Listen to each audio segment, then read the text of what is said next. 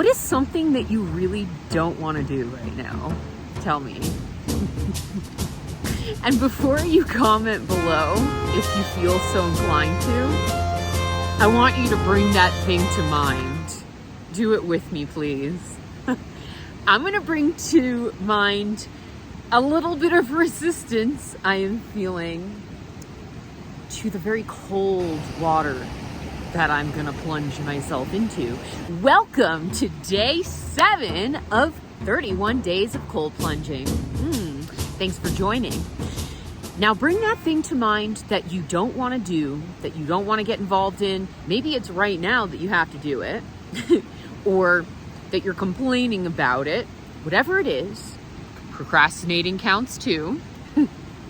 Bring it to mind with me. And as you bring it to mind, I want you to tap into your body as I'm tapping into my body. And like clockwork for me, I feel the contraction. Do you feel the contraction as you go into resistance mode? Because that's what I feel. Where do you feel it in your body? For me, I feel it, at least with this instance, in my gut, in my stomach. It's clenched, and I've noticed also that I stopped breathing. This is often the case when I'm in resistance. For many of us, this is the case when we contract, when we resist the present moment or something else. And what happens sometimes also when we are in resistance to something is we might go into complaining. Complaining. Where would we be in life without a little bit of complaining? Maybe you're someone who doesn't complain much.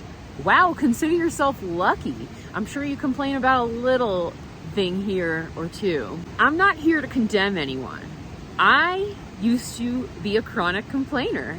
I came from a household of complainers, of many people who looked at the negative either only or first. And complaining will suck the energy dry of you. It's not just resistance, right? It actually depletes our energy.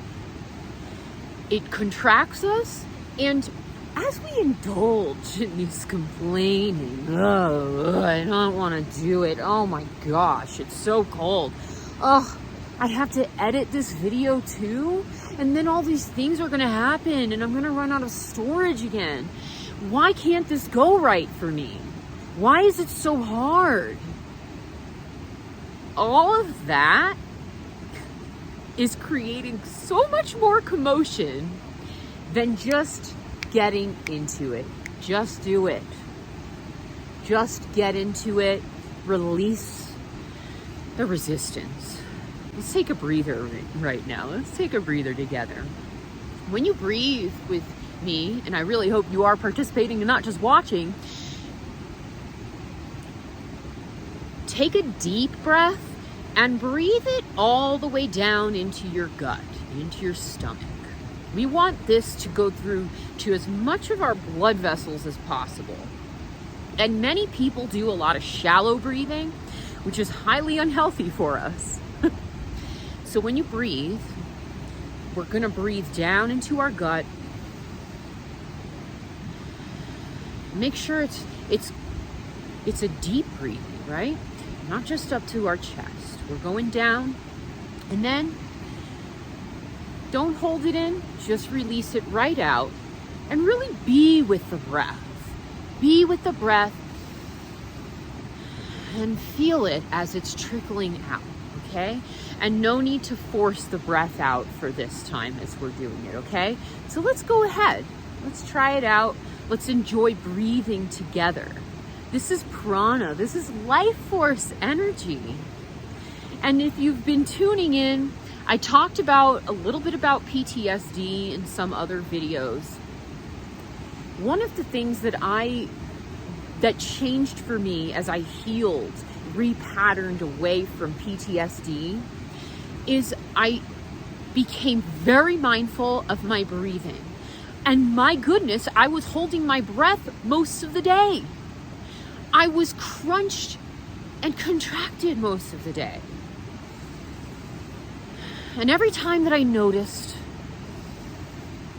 that I was doing that, I made myself breathe. And I had to teach myself to breathe and to stop holding it in, to stop resisting. So let's do it together.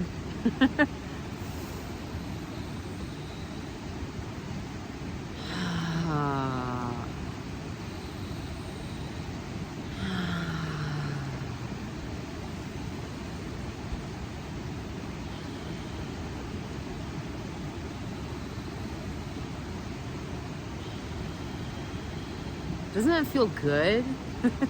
It's nourishing, isn't it? Much more nourishing than these bug bites that I'm getting, but I'm gonna stop complaining about them. I'm just gonna let them rip. You guys can have me. So one of the reasons also why we use the breath in meditation as our anchor. It is one of those things that, as long as we're alive right now, it really can always be going. So we always have this opportunity to choose the breath and focus our attention on it, right? And so when we are relaxing and breathing, we're letting go more, and we're opening up. We're expanding. It's expansion, right? Of course, when we let go of the breath, it does sort of go into contraction as well. If you do a little bit of yoga, you'll know what I mean. We're focusing on expansion and contraction. But it's the resistance really that brings us into a lot of dilemmas, right? So when we're breathing, we're able to surrender more. And that means that even though there might be a lot of chaos surrounding us, we can still drop into presence and awareness and use the breath, our prana, our life force, to open us up into surrender and letting go and relaxation.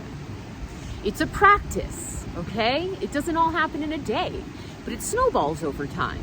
And we hit little bumps in the road as well. If you're a meditation practitioner over years, this is what happens. You got to kind of switch it up like any other practice. You can't just keep it easy, you know? That means that we are not challenging ourselves and growing. But I digress a bit. Naturally, complaints may come up.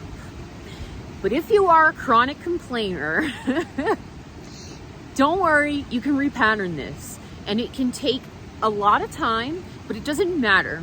Because when you commit to this, and when you continue to practice letting go and acceptance of the present moment, it doesn't mean that we are bypassing and saying that this doesn't exist and it's not a horrible situation, okay?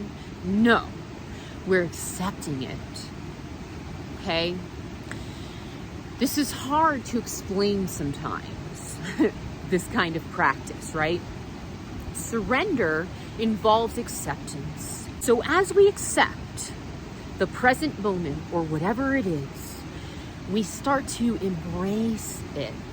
And as we do that, that is almost, it's like a practice of love, because we're bringing in this thing, whatever it is. And we're opening up the container, our capacity of acceptance. It's a beautiful thing. So I want to share with you another thing that I do when I notice that I'm going into resistance. I can speak some gratitudes to myself, to the universe, if I so choose. And I can think about how amazing it is that I'm able to swim in a natural, beautiful natural body of water. Also one that does not have alligators and crocodiles in it, like where I'm from in Florida. That's an enter at your own risk in most, well, pretty much all bodies of water there. I can think of how grateful I am to get this opportunity to experiment with this crazy beneficial health practice. There's a lot of things I can think of and I can recount as I am also experiencing resistance coming up. And it's something that of course I would do when I'm not in resistance, but it's very helpful when I see myself or hear myself going into complaining or resistance. And to be honest, I do it nowadays to my close friends, people that I encounter, even strangers, when they're complaining. I agree with the complaint or I acknowledge it. And then I jump to something that is amazing or great or something that we can be grateful for right here, right now. And this doesn't negate the complaint. It just turns our focus onto something positive, onto something skillful or wholesome or uplifting. So really, we can be practicing gratitude at any moment. But in order for it to be effective and not be bypassing spiritually or energetically, it must be genuine, okay? So for example, somebody the other day says they came back from a trip that they flew out to see their daughter, and they got back to the campsite and they go, I was like, hey, you're back. Oh, I just hate airports. I hate flying. And I was like, yeah, I get you. It sucks. And then I was like, but you saw your daughter, right? How was it? And he's like, oh man, it was so awesome. And man, I saw Kid Rock. He had like front row tickets or something to see it. And he had a great time. So it was a way of us both counting his blessing, but not necessarily negating that he hates the airport. But it's like, how much should we dwell on our hatred and our disgust and all this like heavy energy, right? So we can still acknowledge that, but we can steer our mind into what we really want. Unless you want to complain, go ahead. Some people like to do it. And when we are stuck in these lower vibrational energetic states, to be honest, I'm sorry, but I hate to break it to you. Well, I'm not really sorry. I hate to break it to you, and I'm going to. We're actually addicted to complaining. We get high on that supply. I know, because I've been there. I was there for years, for a majority of my life. I was complaining all the time, either internally or externally. The reason that I say that we're addicted is because the pattern of doing this is an addictive pattern. It is habitual over time, and the mind, it has to keep going back to it. And what happens also, and this is what I recall, and I've heard many people who have come out of depression admit this as well. You get addicted to this, your own depression, your own negativity, where stepping out of that comfort zone actually into the positive, you don't trust it. It doesn't feel good. You are conditioned to being negative. It's actually a safe space now. Even though at the same time, you hate it. It's a love-hate. It's weird. So I described it as an addictive pattern. We are addicted. We keep having to go back for more, right? It feels weird when we're not. We need it. It's a clinging, because the mind clings to these mental constructs and formations and habits, right? It clings to them. And let me tell you, the body does that too, physically. This is how it goes. As we heal, we repattern. We have to keep repatterning over time. Do not give up. Today may be a challenging day. You might have failed. You might have had a lot of circumstances against you. Tomorrow's a new day. The next moment is a new day. Whenever, it's really when you choose, when you consciously choose and you make that intention. Get back on the horse. Because over time, when you keep getting back onto the horse, you will get where you need to be. And where you need to be is right here, right now, too. You wouldn't get there where you want to be if you weren't where you are now. And I know it sounds cheesy as hell that this moment is perfect and all those ideas, if you've heard them before. But it is. It is our resistance to the moment of us saying that it is not perfect, this is not supposed to happen, that causes the stifling, the contraction, the resistance, right? With that being said, I send along some amazing energy to you. Savor it. I really do, of course, wish that the water was less cold, but then it wouldn't be cold plunging, right? And I wish that I started off earlier when the sun was out stronger. But you know what that is? That's resistance. That's resistance to the conditions at hand. And I'm gonna get in there now. I'm gonna measure it out with this thermometer. I'll show you what temp it is. Yesterday it said it was in the high 20s, and my friend was like, no, you must have measured that wrong. And I was like, no, look at the picture. And he says, oh, well, I guess it's so that cold. Whoa, because it's coming down from the mountains. So it's probably gonna be even colder now because the sun is setting gradually. And I'm gonna get in there. I'm gonna try to submerge. I'm making the effort to submerge for 2 minutes up to here. So I'd like to be able to go all the way in, but it hasn't been happening yet. But I'm making the effort. Making the effort to get all the way in. Wish me luck. I'm rooting me on. I'm rooting you on. We'll see you on the other side. According to this, it's 50 degrees. It feels way colder than that. It feels like it did yesterday. But hey, whatever, we're jumping in.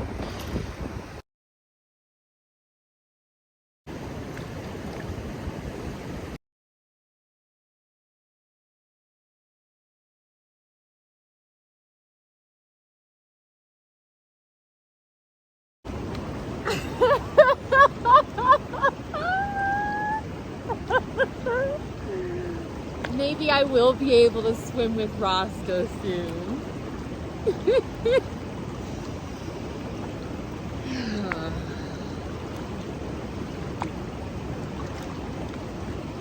So I did it. I am shivering indeed. That was pretty phenomenal today. I definitely went over 2 minutes submerged to here. And if you looked at the tape, you can see there was a moment where I just kind of like forced myself to surrender. Like, I don't want to say forced, but yeah, I was just like, just do it. And I just submerged like much quicker than I have on other days. I definitely should put a sweater on or something now. Ooh. But it got to the point where I was like, ooh, I can swim in here. And I thought about, oh, maybe I'm even closer to being able to swim in a lake with Rasta one day. And that'll be so fun, because that'd be such a cool experience, I think. Rasta, if you haven't tuned in, is my favorite dog in the whole world. And we have a really special relationship. She's so sweet. And of all the dogs I've ever met, she's so affectionate to me in her own way. I just love her. And yeah, so that was just incredible, even though I'm shivering right now, to focusing on the breath.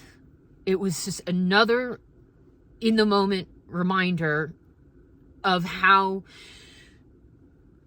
when we stay with our focus on the breath and we keep returning to it, we are experiencing the present moment in that, right? And in the last, so this has been 7 days, right? I can't even talk. I'm so shivering. This has actually really boosted my mindfulness practice with my other meditation practices and just off the cushion as well. I have way more concentration. So I still don't think my Wim Hof breath work is totally top notch, but it is coming along. And that's all just like part of the work in progress. Thank you for joining. Please comment below on any and all of the above. I'd love to hear from you. Like this video, subscribe, and I'll see you next time in day 8. Mwah.